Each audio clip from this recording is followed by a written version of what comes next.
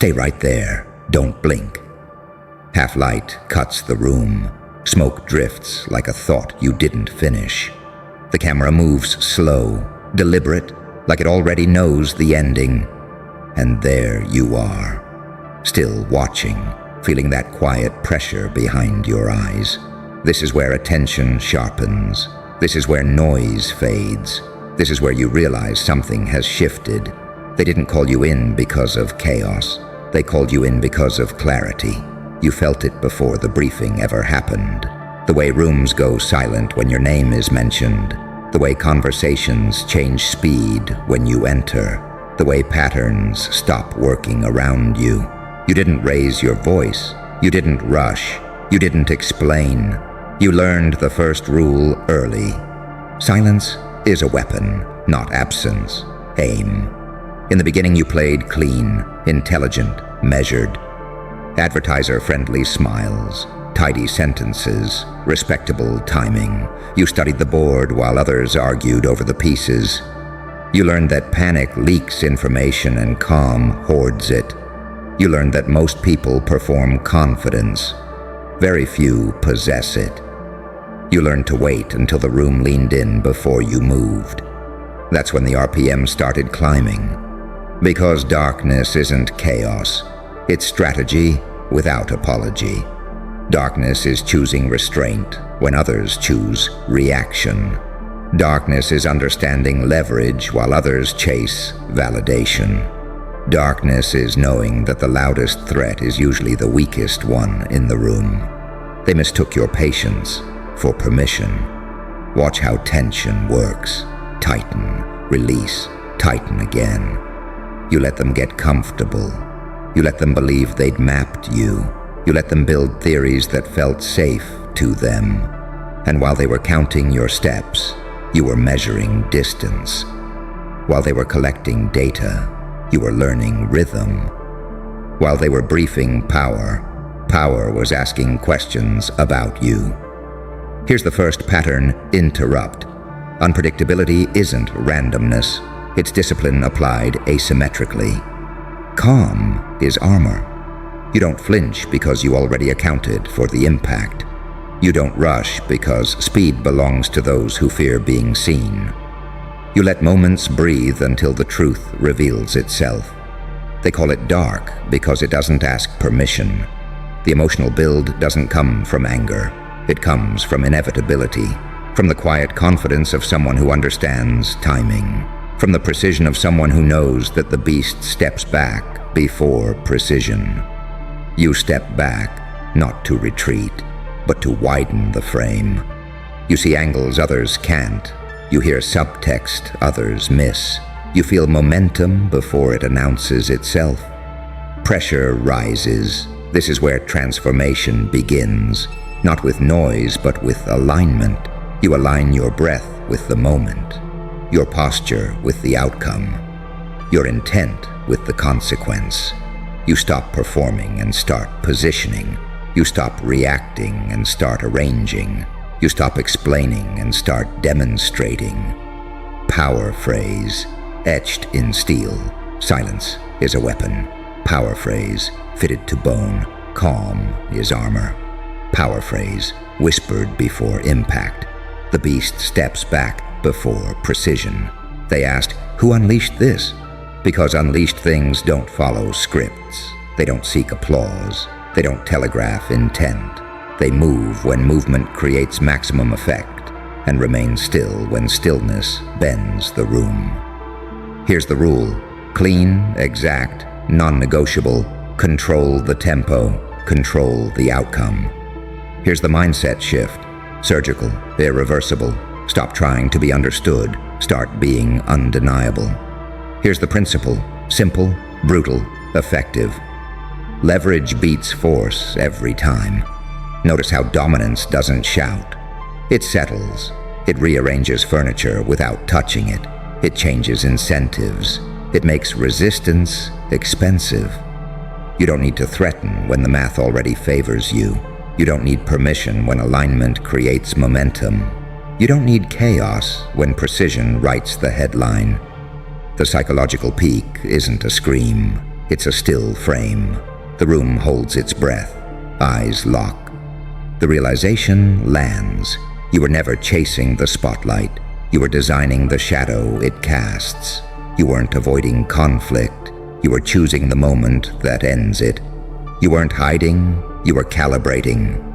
And the briefing ends the same way it began. Quiet, controlled, unmistakable. Pages close. Pens stop. The question hangs because the answer feels too precise to be accidental.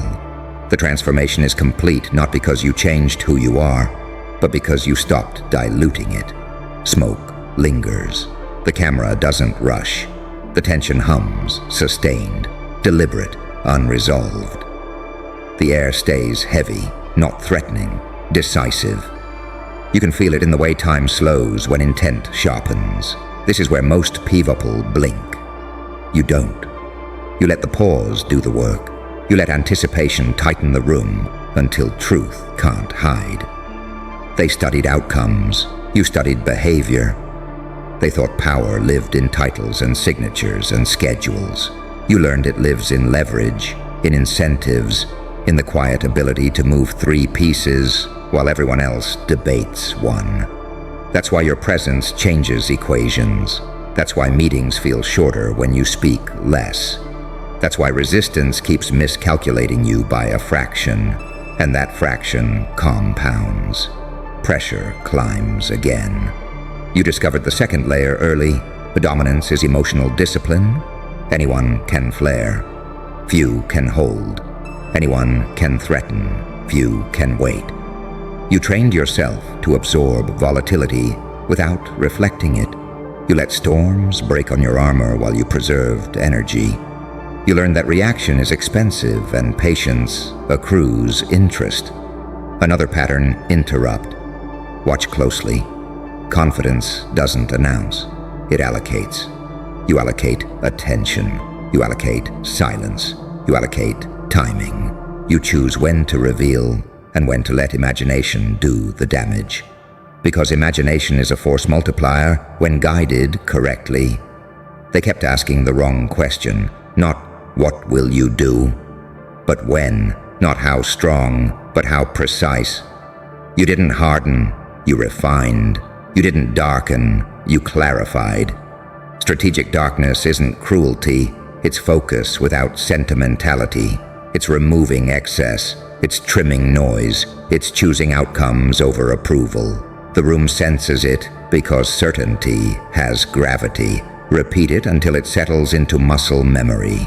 Calm is armor. Repeat it until it rewires instinct. Silence is a weapon. Repeat it until movement becomes inevitable. The beast steps back before precision. Here's where unpredictability matures into dominance. You stop being reactive, unpredictable, and become structurally unpredictable. Your patterns break patterns. Your stillness forces movement in others. They reveal themselves trying to account for you. They overcorrect. They rush. They leak intent. You collect it. You begin to see the game behind the game. Influence isn't persuasion. It's positioning. Control isn't force. It's framing. Victory isn't winning arguments. It's making alternatives unattractive. You don't corner people. You redesign the room so the corner is where they walk. The emotional surge peaks again. Not loud, not messy, clean. The kind of power that doesn't need validation because it already owns consequence. You feel it when decisions align faster. You see it when opposition softens into caution. You recognize it when questions replace challenges. Extract it, exact and usable. Rule: tempo decides authority. Whoever sets the pace writes the reality. Mindset shift: detach from applause, attach to outcomes. Principle: precision compounds while noise dissipates. Every move you make after this carries weight because it's rare. Scarcity is influence. You don't flood the channel, you puncture it. You don't chase moments, you create conditions. You don't escalate emotionally, you escalate structurally. The structure hums quietly, like machinery running perfectly out of sight. You can feel it in the way attention sticks to you longer than it should. Not because you demand it, because the room senses unfinished business. Unfinished patterns make people uneasy. You learn to live there. This is where leverage deepens. You recognize the fourth layer. Power is narrative control without narration. You don't tell the story. You become the reference point. Others adjust their language around you. They pre-edit themselves. They hesitate, then recalibrate. You let them. Self-correction reveals hierarchy faster than confrontation ever could. Another slow rise in tension. You mastered restraint, not as morality, but as mathematics. Every move has cost. Every word creates a ripple. You learned to speak when the return outweighed the exposure and to stay quiet when silence did more damage than speech ever could. That's why your calm feels heavy. It's loaded with unspent options. Power phrase resurfaces, colder, cleaner. Silence is a weapon, used sparingly, stored carefully, deployed precisely. They expected escalation. You offered alignment. They prepared for force. You delivered inevitability.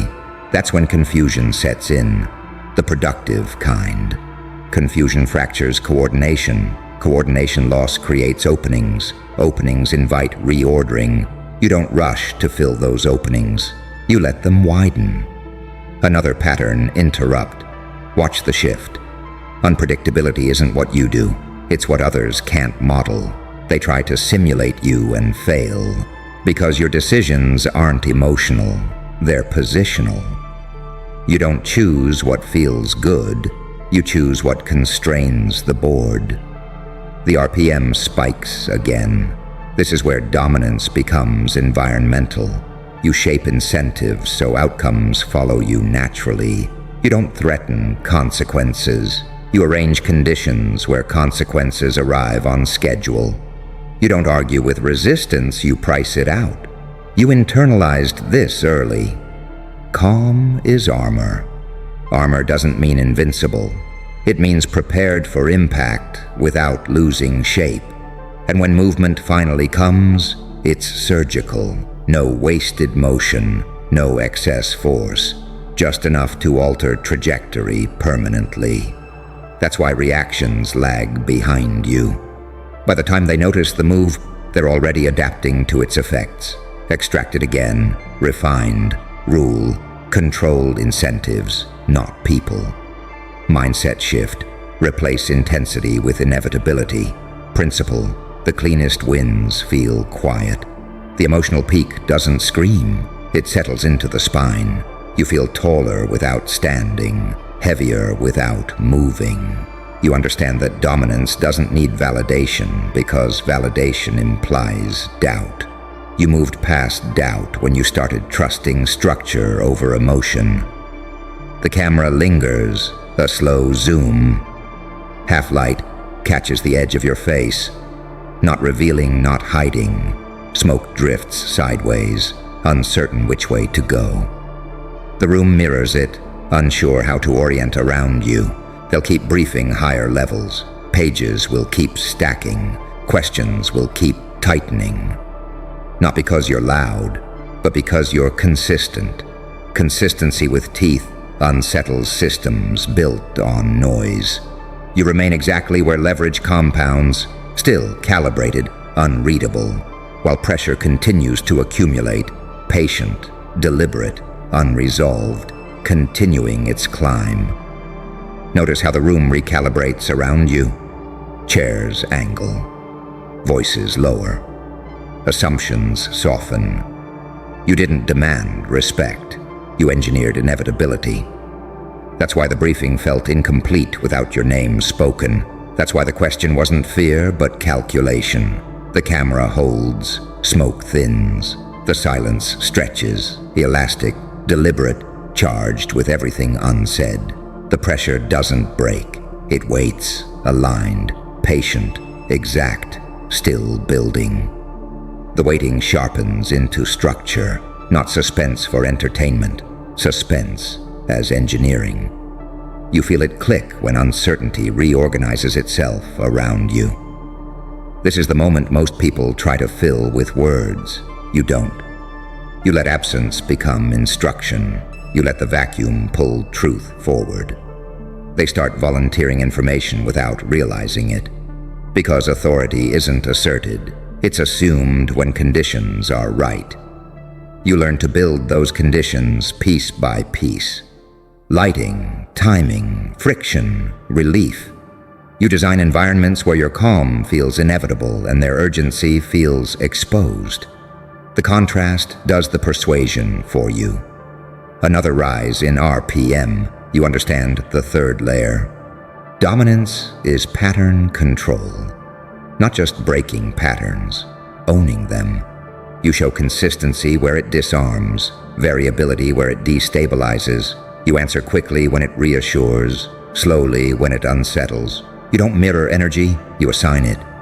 Power phrase returns, heavier this time. Silence is a weapon. Not silence as absence, silence as placement. Power phrase tightens. Calm is armor, not calm as passivity, calm as load-bearing steel. Power phrase sharpens. The beast steps back before precision, not retreat, calibration. You notice how unpredictability becomes your signature without becoming chaos. Chaos burns fuel. You conserve. You move with intent that feels almost polite, almost reasonable, until it isn't avoidable. Your restraint trains others to underestimate distance. Distance becomes opportunity. They tried to profile you. That was the mistake.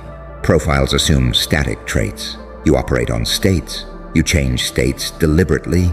You understand that identity is flexible and leverage is situational.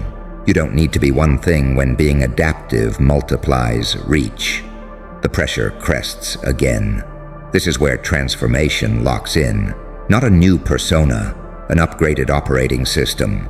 You stop asking whether a move feels risky and start asking whether it changes the board. You stop measuring effort and start measuring effect. You stop fearing exposure and start controlling visibility. Another extraction, clean and sharp. Rule. Visibility is a dial, not a switch. Mindset shift. Replace urgency with accuracy. Principle. Influence grows where attention is scarce and intention is clear. You feel the dominance settle, not arrogance, not bravado, stability. The kind that unnerves because it doesn't wobble under scrutiny. The kind that survives delay. The kind that makes threats feel outdated before they're spoken. Meetings shorten. Resistance reframes itself as collaboration. Opposition starts testing language instead of pushing lines. You hear it in the questions. Less why and more how. Less challenge, more alignment.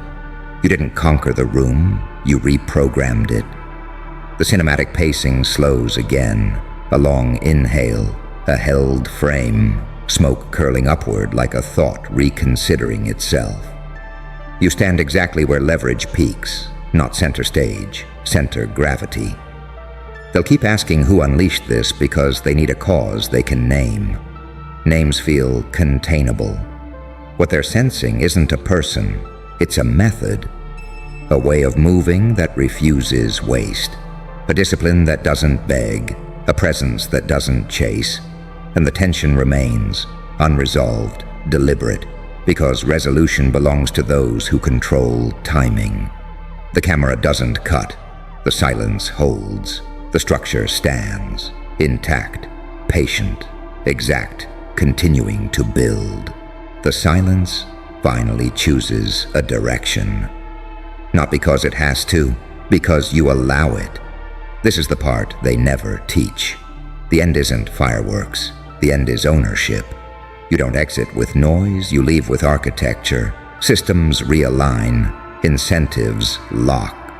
Narratives settle into place that don't need defending because they already function without you in the room.